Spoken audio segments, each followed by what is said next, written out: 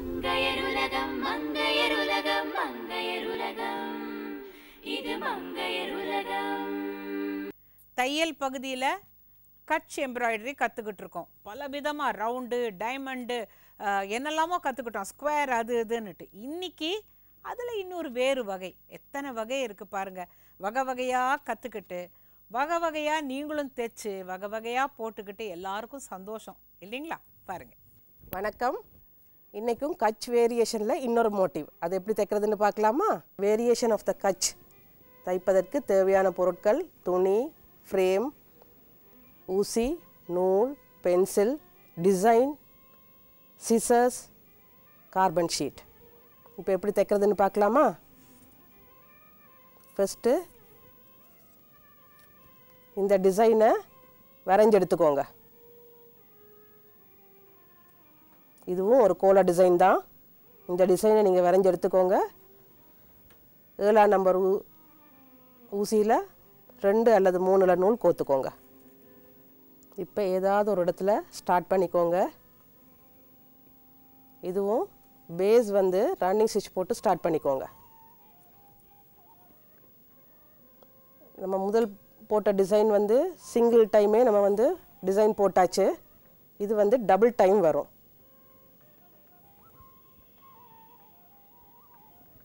First போட்டது நம்ம single phase double time lace பண்ணோம்.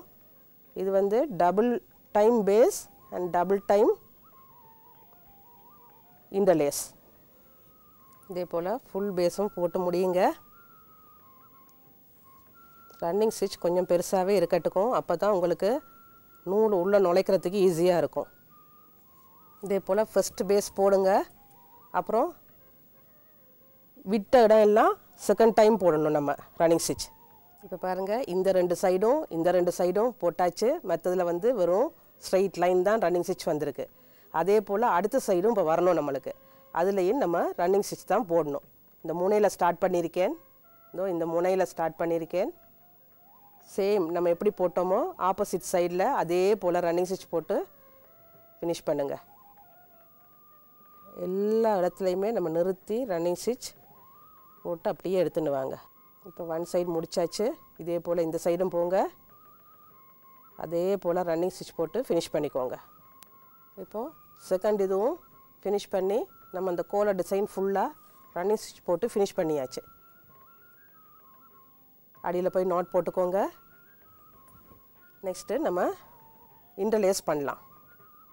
இந்த லேஸுக்கும் பிடிச்சதுன்னா உங்களுக்கு கான்ட்ராஸ்ட் கலரே நீங்கள் எடுத்துக்கலாம், இல்லைன்னா அதே சேம் கலர்.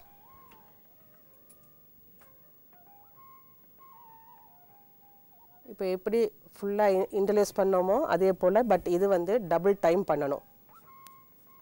ஒவ்வொரு லைனையுமே நம்ம சுற்றி சுற்றி எடுத்துகிட்டு வரணும். கட்ச் எம்ப்ராய்டரியில் ஹெரிங் போன் ஸ்டிச் போட்டு நீங்கள் போட்டிங்கன்னா அது ட்ரெடிஷ்னல்.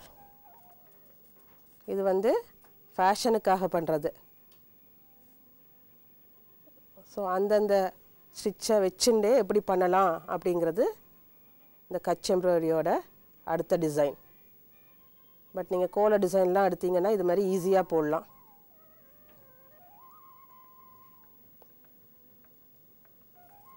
கோலா டிசைன் அப்படின்னு கேட்டிங்கன்னா சாதா கோலம் கிடையாது, புள்ளி கோலம். புள்ளி கோலா டிசைன் எடுத்திங்கன்னா உங்களுக்கு இது மாதிரி டிசைன் வரும். ஒவ்வொரு இதையும் ஃபினிஷ் பண்ணிகிட்டே வாங்க. அவுட்டர் லைன் ஃபினிஷ் பண்ணியாச்சு. நம்ம எங்கே ஸ்டார்ட் பண்ணமோ அங்கே கொண்டு வந்து ஃபினிஷ் பண்ணி அடியில் போய் நாட் போட்டுக்கோங்க. இப்போது இன்னர் லைன் இன்னும் நம்ம ஃபினிஷ் பண்ணலை. இப்போது இன்னர் லைன் எப்படி ஃபினிஷ் பண்ணுறதுன்னு பார்க்கலாம். இப்போது இன்னர் லைன் நம்ம ஆரம்பித்தாச்சு. இந்த இடத்துல ஆரம்பிச்சிருக்கேன். இன்னர் லைன் ஒரு லைனாக ஃபினிஷ் பண்ணிகிட்டே வாங்க.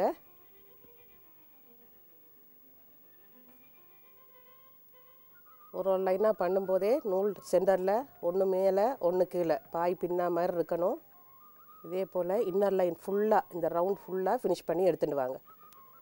இப்போ பாருங்கள், இந்த இடமெல்லாம் ஃபினிஷ் பண்ணிட்டு வந்தாச்சு. இதே போல் மீதி பகுதியையும் ஃபினிஷ் பண்ணிட்டு வாங்க. இதே போல் எங்கே ஸ்டார்ட் பண்ணிங்களோ அங்கே போய் ஃபினிஷ் பண்ணிடுங்க.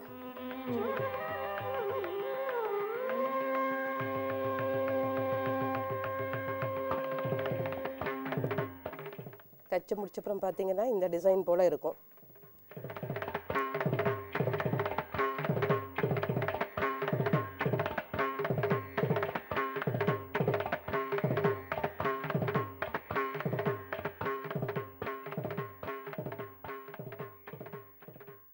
வெள்ளி வட்டிலும் வேண்டும் விளிம்பிலே பொன்னும் வேண்டும்.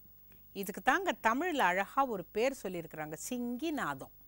அப்படின்னா ஏதோ கூழ் குடிக்கிறதுக்கு மண் கலையமாக இருந்தாலும் சரி, சரிப்பா மண்ணெல்லாம் எங்களுக்கு பிடிக்காது. ஏதோ ஒரு அலுமினியமாக, சரி அலுமினியம் பிடிக்காது, சரி சாதாரணமாக எவர்சில் ஒரு பாத்திரத்தில் குடிச்சிட்டு போகிறது தானே. வெள்ளி வட்டிலும் வேண்டும் அதுக்கு விளிம்பிலே பொன்னும் வேண்டும் நாங்களாம். குடிக்கிறது கூழ், அப்புறம் என்ன வெள்ளி வட்டில், இதெல்லாம் தான் இந்த சிங்கிநாதம். அது அழகான வார்த்தைங்க. ஒன்றும் இல்லாததுக்கு பெரிய இந்த பம்மாத்து காட்டுறது, எவ்வளோ அழகழகான வார்த்தையெல்லாம் விட்டுட்டு இதெல்லாம் பிடிச்சிக்கிட்டு இருக்கோம். இப்போ வாழ்க்கையில் கூழ் கிடைச்சாலே போதுங்கிற திருப்தியோடு இருக்கணும். அது வெள்ளியில் சாப்பிட்ணும், அதில் விளிம்பில் பொண்ணு இருக்கணுங்கிறதெல்லாம் தேவையில்லை. வாழ்க்கைக்கு எது தேவை அதை தான் மக்கள் நினைக்கணும். உங்கள் அனைவருடைய வாழ்க்கையிலும் உங்களுக்கு என்ன தேவையோ அவை கிடைத்து நீங்கள் மகிழ்ச்சியாக இருக்கணும்னு வாழ்த்துறோங்க. வணக்கம்.